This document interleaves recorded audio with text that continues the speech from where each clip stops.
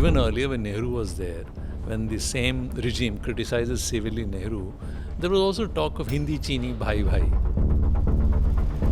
Modi has always enjoyed a great camaraderie with world leaders, right? I mean, when Boris Johnson visited India, he called Prime Minister Modi a khas dost. Optics is important. Yeah, optics is not everything. Leaders at that large world stage meet, and they can't be frowning at each other. Basically, economy is stupid, so we have to get that right. Yeah.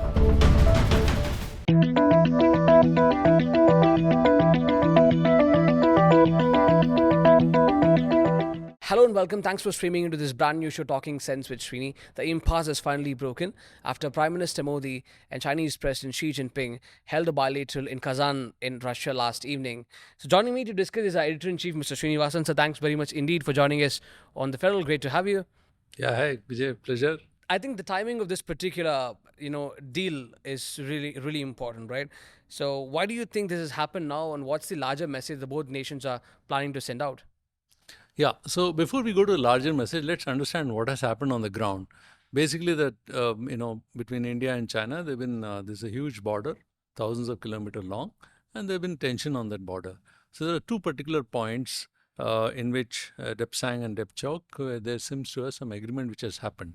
The details of the agreement are yet to come out, but some details have come. Like, for instance, I think they have defined periodicity of patrolling. But the key word here is disengagement and patrolling.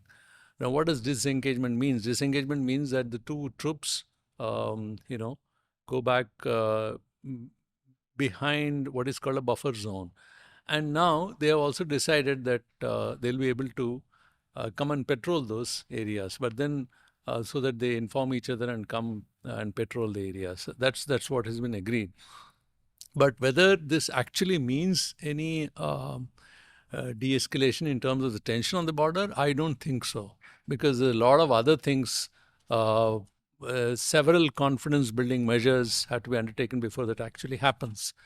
Now you're coming to a larger question which you raised, that is it, how does one views a larger picture?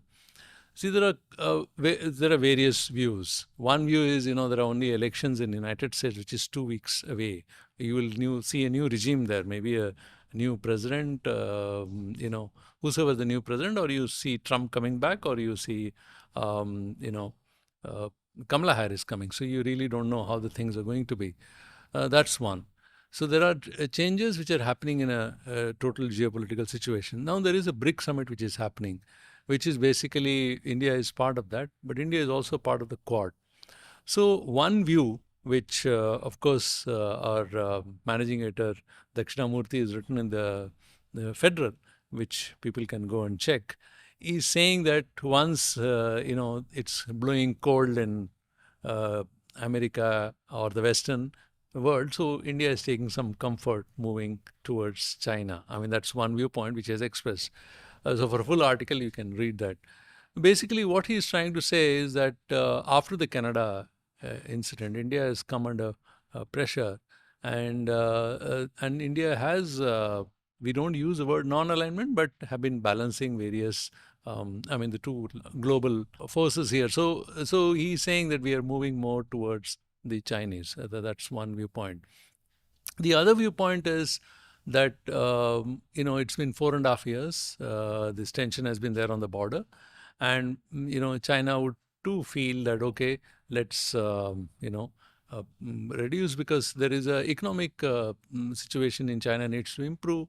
The growth rate is not, it's around 5 or something. They want to improve that. So there's a housing crisis. So it's a good opportunity to expand into India, because the trade balance is not in India's favor.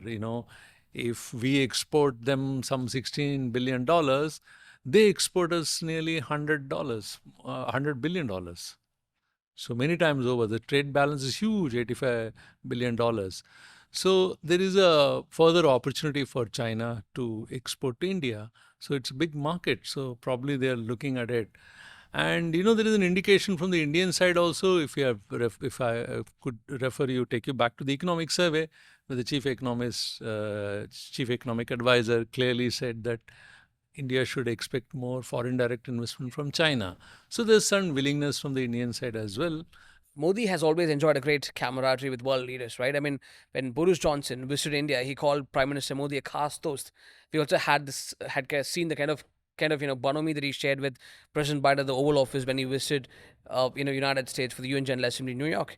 So I think the kind of bonhomie is also like the world spoke about it during the Howdy Modi event along with Trump. So I think this isn't quite new. He also shared the same kind of vibe with Xi Jinping as well back in Wuhan, here in Mahabalipuram. So I mean, no, unquestionable, quite honestly. That, but again, but optics are important in diplomacy. But optics alone is not important. But there needs to be a lot of details as well, right? Exactly. Yeah. So and then and as far as the deal is concerned, it largely remains elusive. So do you think India sort of jumped the gun because Foreign Minister Jaishankar came in and he said, "Look, everything is all is well," but is all really well on the ground? That's an important question. Yeah. So, like you said, optics is important. Yeah, optics is not everything. Optics is done because when leaders at that large world stage meet, they can't be frowning at each other. Obviously, they'll shake hands and bit of a camaraderie. And the media, of course, reads a bit too much sometimes. So India was trying to be really warm to Xi Jinping. There was an expectation that some kind of change is happening because he went to Gujarat, sat in the swing along with Modi. Then he goes to Mahabalipuram, and he listens to classical music and dance. So there was a lot of build-up in India which happened. That's largely for the domestic audience. Okay. See, the international strategic discussions and world leaders meet each other purely on their, whatever their, the country's National their self-interest. So they don't go beyond the self-interest, and self-interest is the main thing which occupies the center stage. So China would try to do things it wants, and India would try to find its way, and that's how diplomacy works. Optics is just what you see, but that's not exactly what you get. But that's one side.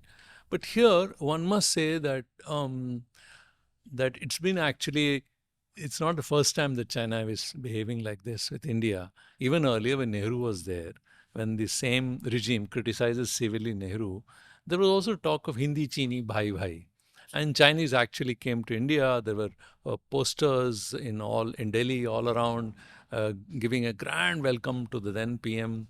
And it was then thought that, okay, I think it was Chow and Lai. So it was thought that actually there's a great thing. Nehru really trusted. And then what happened on the border was completely opposite. So here also, if you see, immediately after these conclave, something else happened on the border. So China, in that sense, particularly, these optics have to be taken with, you have to really be very skeptical about what is happening there. But let's come down to the ground situation, which is what you're saying, that has anything changed on the ground? Yes, change on the ground. Now we have moved to 2020 situation. So whatever it is now happened last 4.5 years, now we have back to that. So the situation between the two countries have been so bad that just disengagement is hitting headlines. It's become big. What does disengagement means? It means that, okay, we are still face to face, but then we have an agreement between us how we'll go about patrolling that area. We still are going to patrol there, some points which we think are our points. They're also going to come here and, patrol few points. So patrolling are all going to continue. That itself has now become an achievement because it only reflects the kind of disagreement between India and China has. The other issue is border really an issue?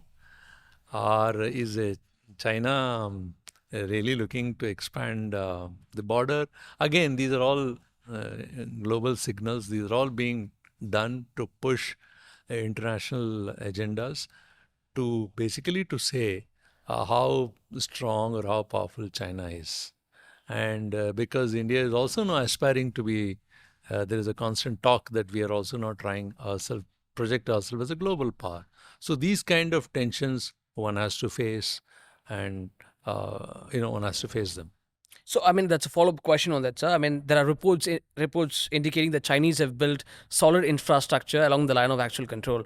So, I mean, and unlike India, there's a lot of decision making that happens at the commander level.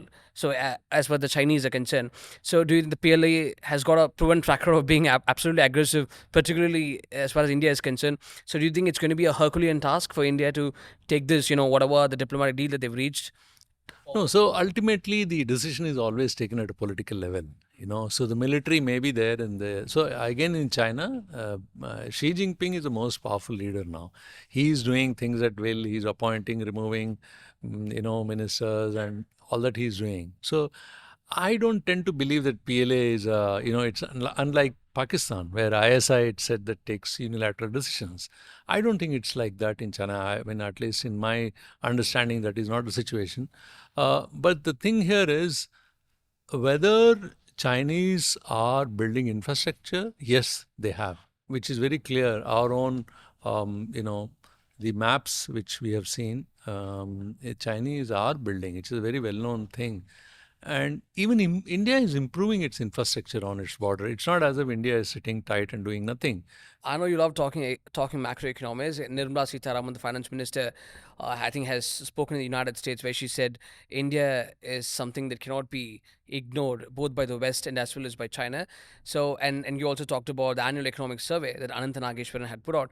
So, I mean, there's a huge amount of economic factor that's played a pivotal role in getting this deal done. So, how do you? So, are we here to anticipate a lot of investments pouring into India from the Chinese side, and what do you think is going to happen with the apps that we actually, the TikToks of the world that we actually banned after the border skirmishes took place? I think, you're referring to Finance Minister Nirmala Sitharaman. I think India is going to be extremely cautious. From the statements I'm reading, it's not going to be, that Chinese will come and do everything. But there are a lot of crucial technical knowledge and advancement in technology which Chinese have made. And so that there is a serious security issue. That's why Hawaii was, kind of cagey about them. And that is true because China manufactures several crucial technologies and those are required. Now, what happens is whenever you have a diplomatic relation between the two countries, one is obvious that, for instance, when we had a good relationship with America, they gave us a few things, and then when we had our second nuclear explosion, they immediately imposed sanction and withdrew. So that affected some of our strategic activities. For instance, it affected our LCA project, light combat aircraft, because G404 engines were denied to us.